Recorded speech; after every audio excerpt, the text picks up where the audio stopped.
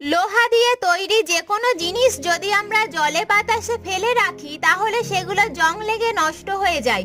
কিন্তু আপনি কি জানেন, লোহা দিয়ে তৈরি ট্রেন লাইনের পাত বছরের পর বছর জল, বৃষ্টি এবং বরফের মধ্যে পড়ে থাকে, কিন্তু তা সত্ত্বেও ট্রেন লাইনের পাত কখনোই নষ্ট হয় না। কেন?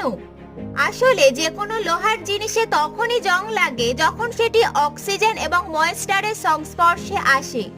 কিন্তু ট্রেন লাইনের পাত 24 ঘন্টা জল কাদার মধ্যে পড়ে থাকে, কিন্তু তা সত্ত্বেও ট্রেন লাইনের পাত জং লাগে না।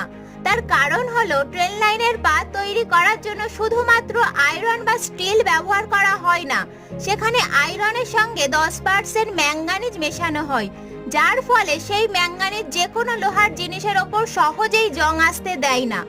তাছাড়া ট্রেন লাইনের ওপর সারাক্ষণ ট্রেন চলাচল করতে থাকে, তাই সহজে জং লাগে না।